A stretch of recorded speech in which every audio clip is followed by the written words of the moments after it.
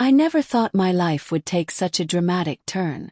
For as long as I can remember, I believed in loyalty, in friendship, in love, in the unbreakable bonds we build with the people closest to us.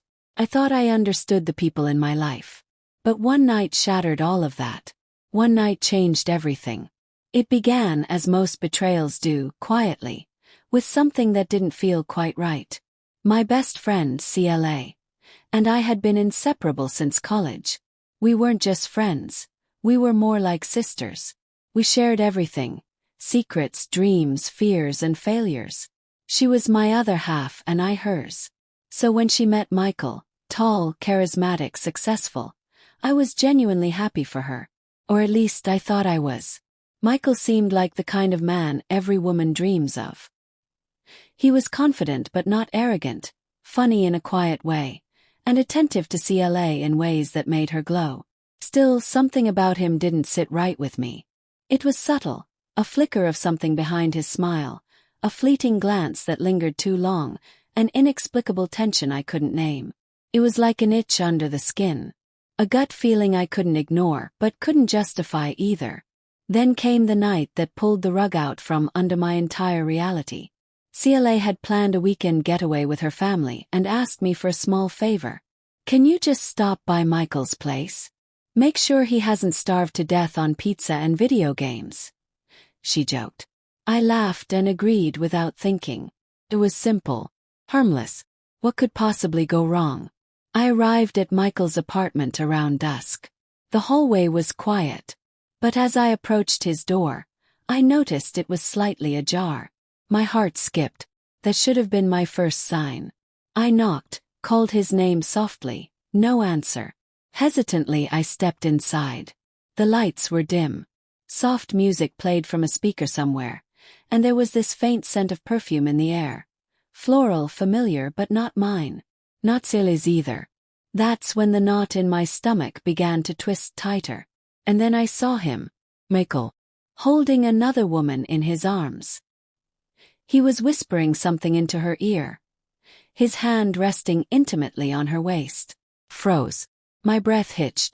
Rage surged inside me, for Celia, for the betrayal she didn't deserve. But then the woman turned around, and my world crumbled. Because I wasn't looking at a stranger. I was looking at myself. It was like staring into a mirror. Same face, same eyes, same subtle scar above the eyebrow from a childhood fall. Even the nervous tick, the way she played with her necklace, twisting it between her fingers, was identical. My mind refused to comprehend what I was seeing. I staggered back. My voice barely escaped me. Who are you?" She smiled, calm, confident. "You really don't remember, do you?" Michael looked stricken. He moved between us, eyes darting like a cornered animal. "You shouldn't be here," he muttered. But I was already too far gone to turn back. The woman stepped closer. "I'm Anna," she said. "Your twin sister." The room tilted. I clutched the edge of the table to steady myself. "That's impossible," I whispered. Anna smirked. "Michael was never in love with CLA," she said. "He was looking for me. But then he found you." The implications hit like a freight train. Michael hadn't fallen for CLA. He had fallen for me, or more accurately, for Anna, and CLA was simply the closest thing to her. Me. My throat went dry. I turned to Michael. "Is this true?" He didn't answer. His silence was deafening. Ran. I don't remember getting to CLA's place. Just the pounding in my ears and the sick feeling in my gut. I had to tell her. She needed to know who she was really engaged to. But when I got there, she was already waiting. Standing at her doorway, a letter in her hand, eyes rimmed with tears. "I know," she whispered. "I found out weeks ago." Tears welled in my eyes. "Celia, I swear I didn't." She raised a hand. "I know you didn't. But I needed you to find out the truth yourself." Michael, he was playing a game. One neither of us knew we were part of. As for Anna, she vanished after that night. No phone number. No address. No social media. It was like she had slipped into the shadows, erasing herself completely. As if she were never real to begin with. CLA broke off the engagement. And Michael, I never saw him again.